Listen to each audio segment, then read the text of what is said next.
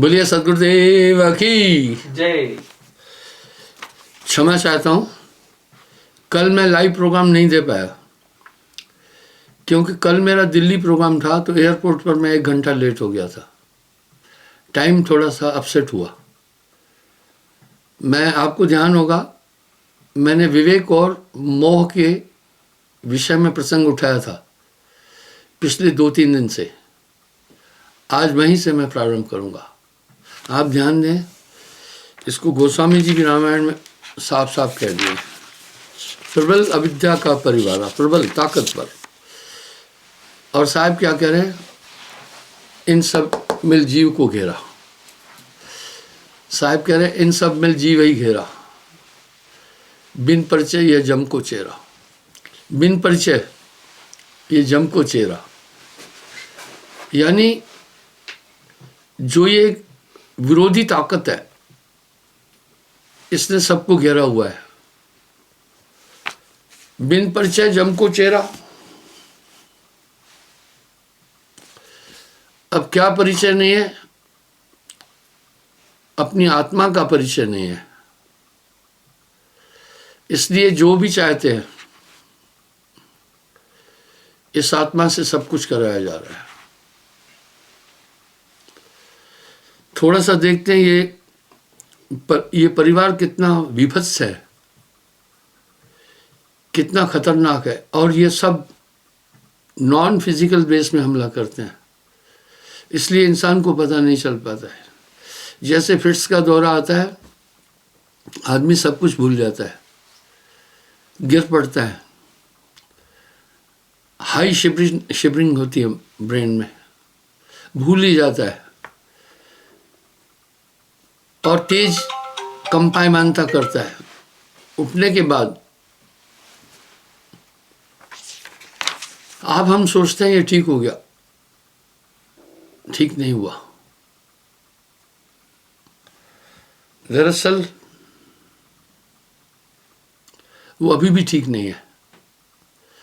उठ करके वो चारों दिशाओं में देखता है, सब तरफ देखता है, पहचानने की कोशिश करता है। मेरे कहने का यहाँ ये भाव है, इसी तरह काम क्रोध लोभ मोह अहंकार का जब झटका आता है पूरा सिस्टम बॉडी का खराब हो जाता है।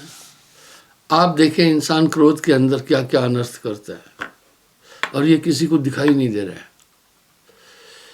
आपने सुना होगा कामदेव आया, बड़े बड़े ऋषि मुनियों का उनकी साधना, उनकी उपासना को खंडित किया। कैसे आया पता नहीं चलने देता है।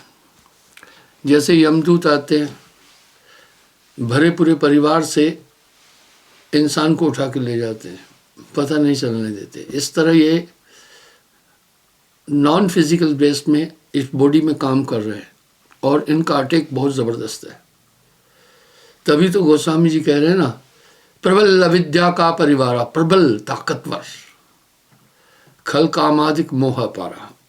आगे कह रहे हैं, मैंने आधा ये प्रसंग उठाया था इसलिए इसकी पुनरावृत्ति कर रहा हूं। महामोह की नारी प्रिय, महामोह की नारी प्रिय।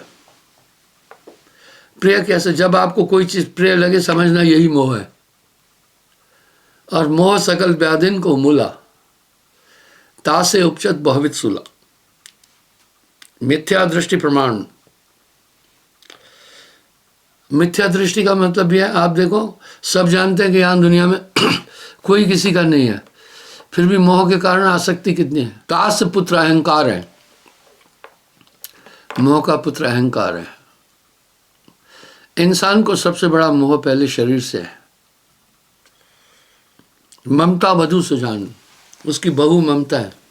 ममता क्या है? किसी भी चीज में आप देखते हैं आसक्ति होती है, ये मेरा, ये मेरा, ये ममता। काम का परिवार, मदन नारी रति प्रकट है। काम की पत्नी रति। रति क्या है?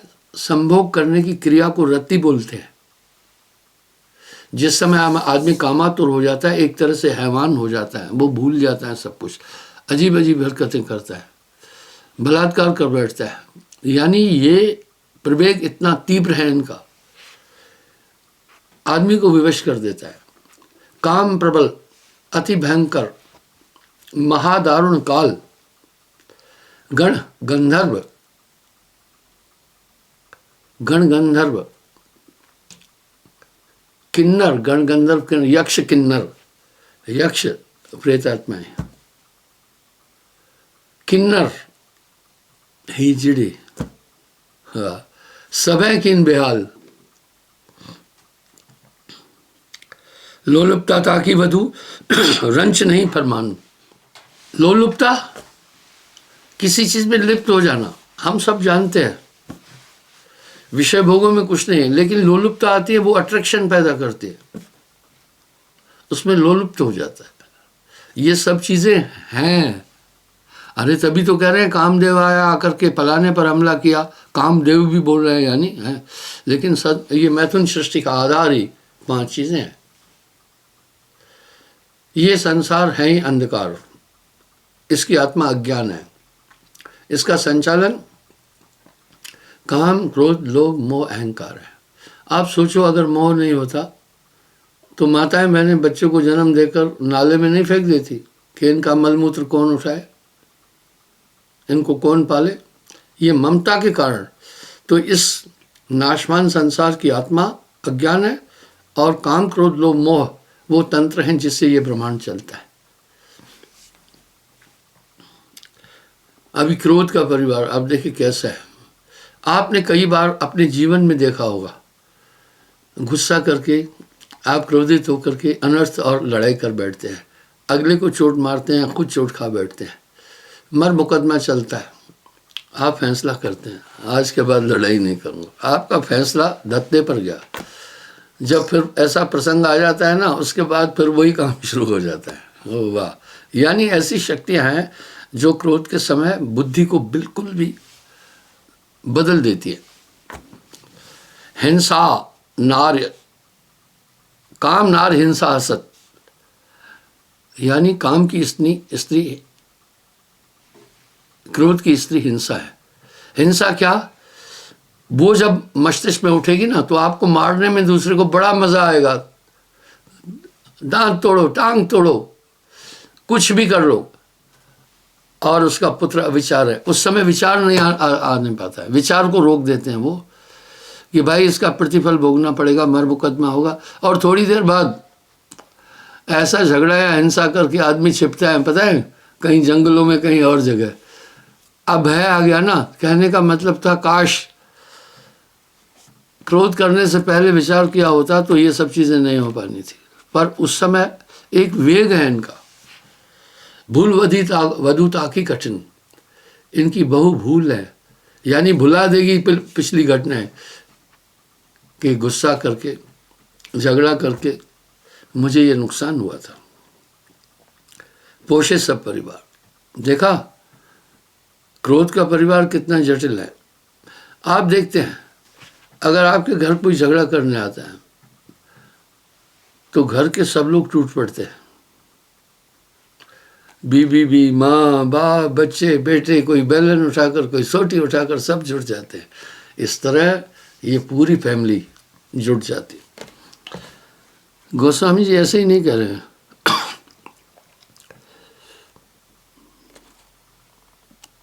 ये अविद्या का परिवार, जटिल अविद्या का परिवार, कठिन अविद्या का परिवार, खल कामादिक मोह अपारा, ये सब पाप करा देते हैं, गलत काम करा लेते हैं। हालांकि इनके बचाव के लिए भी सूत्र हैं। जैसे रोग बने हैं, प्रकृति ने रोगों के निरोध के लिए आपके ब्लड में श्वेत कण दिए है, रोधक शक्ति भी दी है। वह दोनों चीज़ें बड़े तरीके से ये माया जाल संसार ये बनाया गया है। संसार की संरचना आदमी नहीं समझ पाता है।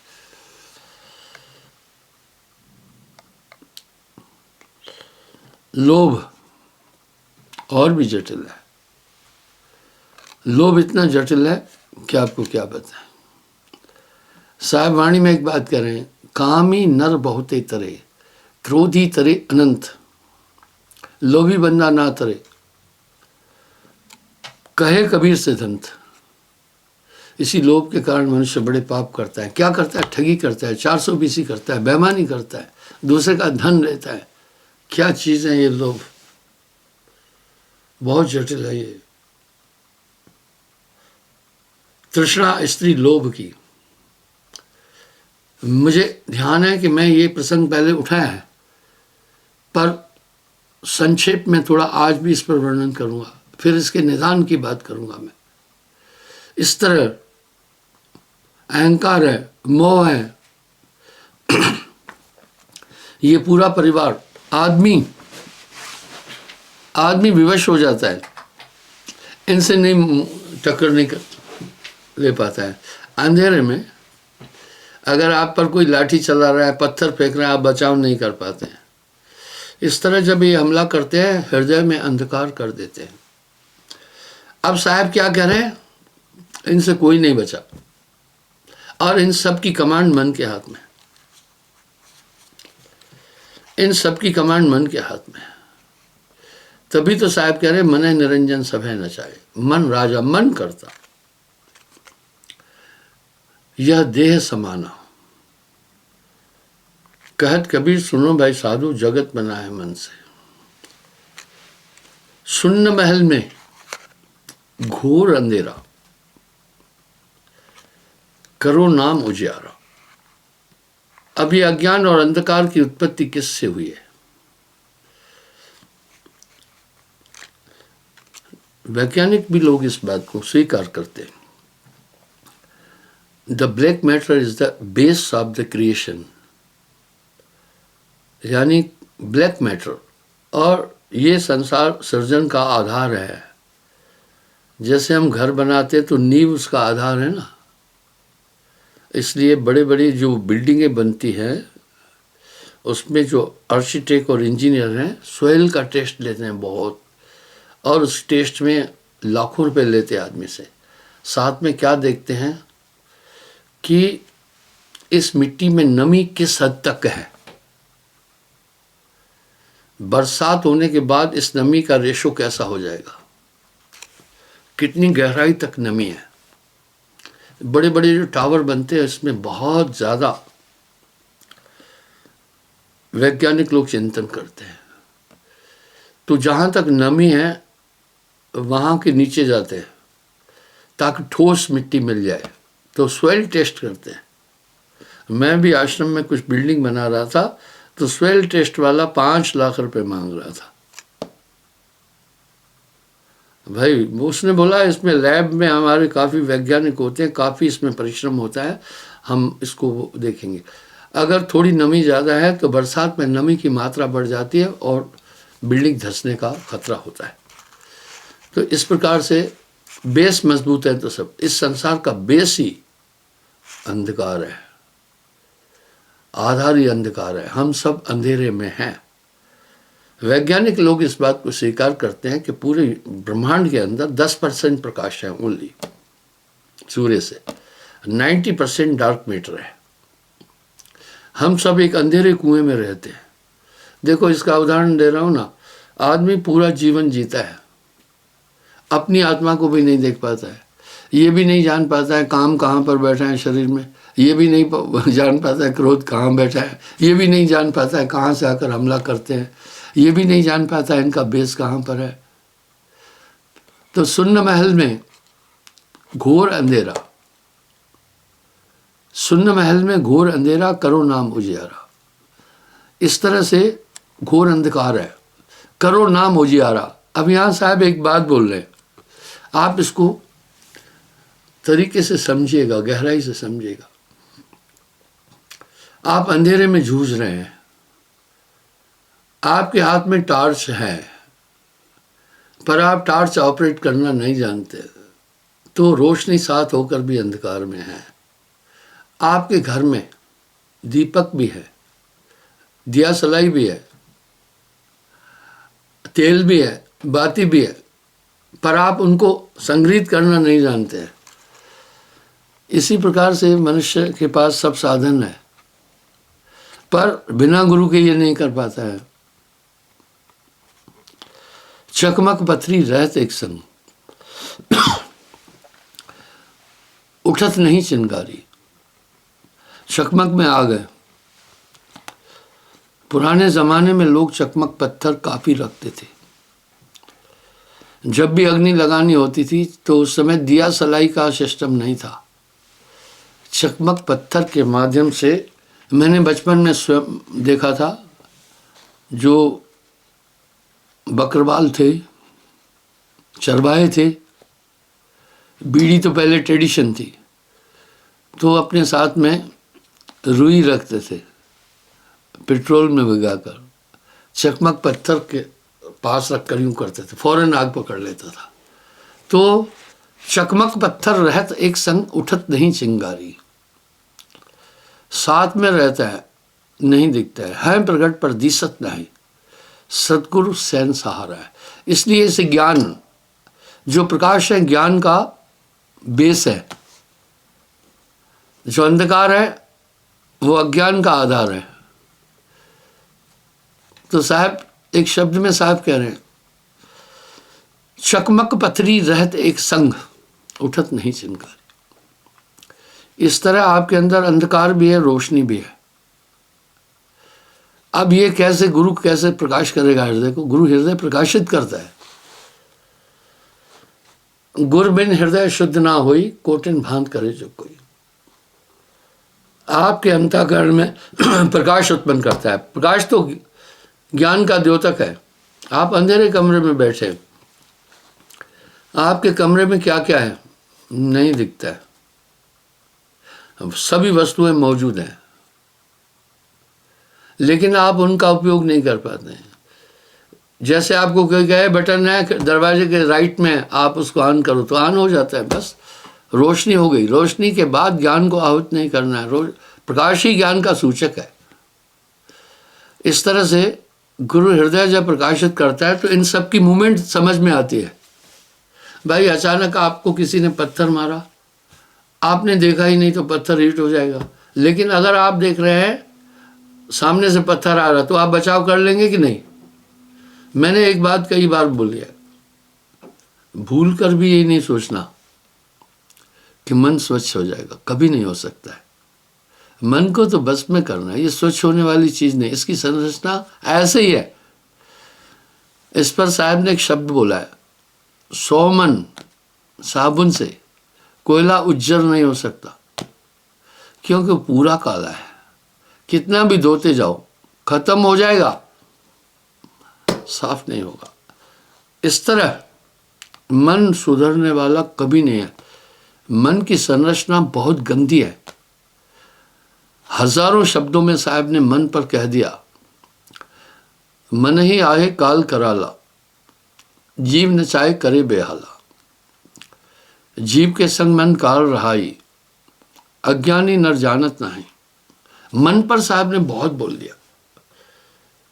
और जैसे हमारे शरीर में अस्थि, मांस, मंजा, रक्त आदि है, इसी प्रकार मन इन चीज़ों का समूह है। काम, क्रोध, लोभ, मोह, और उनके साथ मैंने इन सब का परिवार भी आपको गिनाया। बड़ी अच्छी बात है। गोस्वामी जी बड़ा साफ कह रहे हैं, जीव हृदय तम मोहशी, इस आत्मा के अंदर अंधकार है। क्योंकि ये आत्मा को कौन बाधा है? प्रबल अविद्या का परिवारा, प्रबल खल कामादिक मोह पारा। मैं प्रमाण दे रहा हूँ ना आपको, इस तरह ये काबू नहीं आएंगे। इसके लिए तर्क क्या देना है आप नहीं जानते हैं। आप देख रहे हैं ना, हमारे पूरे ऋषि मुनि घोर घोर तपस्याएं की, मन को नहीं जीत सके। मन है निरंजन सभे नचाए, ये सबको नचाया जा रहा है। नाम होए तो मात नवाई, मन ही आए काल कराला। आपका बैरी मन के सिवा कोई है ही नहीं भैया। बड़ी विडंबना है। हम भौतिक में देखते हैं, आदमी अपने बैरी से हमेशा सतर्क रहता है, अपने बैरी से हमेशा सतर्क रहता है। आज सुबह मैं न्यूज़ में देखा, क्योंकि इनका जब अटैक हो जाता है आता है आदमी बेसुध हो जाता है। चार्ल्स शोभराज के विषय में आज न्यूज़ में बता रहे थे, तिहाड़ जेल जैसा सुरक्षित जेल उससे 2 बार भाग गया था।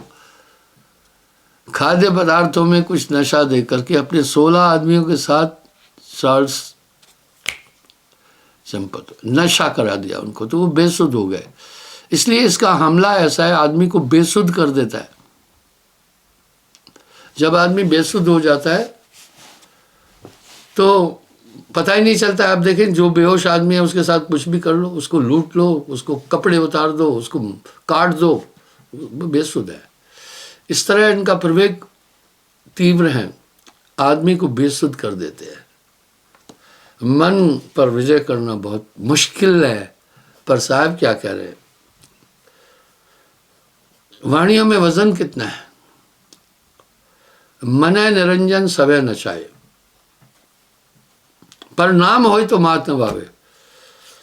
आप अनुभव कर रहे हैं कि नाम दान लेने के बाद आपका मन पर बहुत नियंत्रण हो गया, क्योंकि अब मन दिख रहा है, अब समझ आ रहा है, आपको भला बुरा सब समझ में आ रहा है। बस अपने हृदय से विचार कर देखें, अब हुआ कि आप वही है, बस रोशनी हो गई।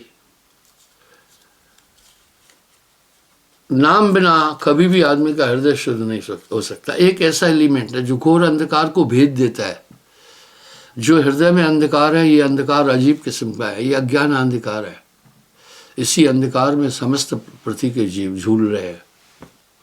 इसमें गण गंधर्व ऋषि मुनि पीर पैगंबर सब झूल रहे हैं। साहब ने साफ साफ तो कहा,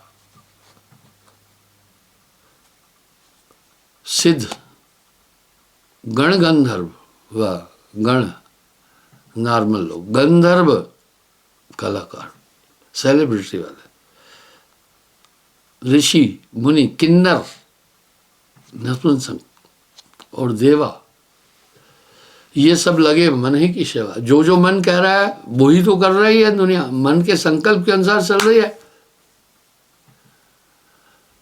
मन तरंग में जगत भुलाना, उसी के अनुसार ही तो सब काम कर रहे हैं। सिर्फ इतने तक बात नहीं है। पीर, बड़े बड़े पीर, पैगंबर, बड़े बड़े ईश्वर का संदेश देने वाले, ऋषि मुनि और देवा, सबे करे निरंजन सेवा। सिद्ध, बड़े बड़े सिद्ध, साधक जिनमें बड़ी बड़ी शक्तियां, योगी जो इंद्रियों का दमन करके योग कमाते हैं, जति जो ग्रह में ही सन्यासी बन जाते हैं, मन को समझ ना पाए रत्ती। वाह भैया वाह, क्या बात है। कह रहे हैं ये सब मन को रत्ती भर नहीं समझ पाते हैं। मन को समझ ना पाए रत्ती, और मन पर जो असवार है ऐसा वर्णा कोई। वाणियां हमें इशारा करती है, बस मन को, बस मन की तरंग मार दो, हो गया भजन। आदत बुरी सुधार लो तो हो गया भजन। इस तरह ये प्रबल अविद्या का परिवार आपके अंतःकरण में निरंतर खटपट उठा पटक कर रहा है। आत्मदेव निर्मल है, आत्मदेव में कोई दोष नहीं है, पर आत्मा मन के कहने पर चल रही है। जो जो मन चाहे वो आत्मा कर रही है। मन लोभी, मन लालची, इसकी बनावट ऐसी है, नहीं तो ये आत्मा कभी की निकल जाना था। मन लोभी, मन लालची, मन चंचल, मन चोर। मन लोभी, मन लालची, मन चंचल, मन चोर। मन के मते न चल रहे भाई, पलक पलक मन और। आप नहीं देख रहे हैं जिंदगी में भी जो चीजें कभी हमें इतनी प्रिय थी, जिनके बिना हम सोचते थे नहीं जी सकते, कालांतर आकर के आगे इतनी उनसे घृणा हो जाती है, उनकी हम शक्ल नहीं देखना चाहते। वाह क्या बात है। पलटत बुद्ध न लागत बेरी। वाह, क्या गजब साहब कह गए। बोला धारणाओं को बदलने में कोई समय नहीं लगता है। जो आज प्रिय कालांतर में प्रिय थे, आज आपके लिए घृणीय नहीं है। इस तरह ये बदलता रहता है, परिवर्तनशील है ये। इसका एक ही लक्ष्य है, इसका कोई लक्ष्य और नहीं है, आत्मा को बाहर जाने नहीं देना। सुखमन मध्य बसे निरंजन, मूंदे 10वां दारा। वहां से बस आप ध्यान में बैठे, तरंग फेंक देगा एक, उसी तरंग में आप घूमेंगे। क्या साहब के शब्दों की प्रासंगिकता है। मन की तरंग मार दे, बस हो गया भजन। आदत बुरी सुधार ले, हो गया भजन। इस तरह जब आप सुमरन में तालीन है, अब यहां साहब सुमरन के लिए कैसा कह रहे हैं पता है? पल भर भी आप अपना ध्यान सुमरन से नहीं हटाना। अगर आप सुमरन से हट गए तो मन की, फिर मन ही में आप, तब कैसा तनाजा तकाजा कर रहे हैं साहब, कह रहे सुमरन से मन लाइए जैसे चंद चकोर। प्रमाण कितने सटीक है वो, उसकी कंटिन्यूटी कितनी होती है। चकोर यूं बैठे हुए चांद को देखता है,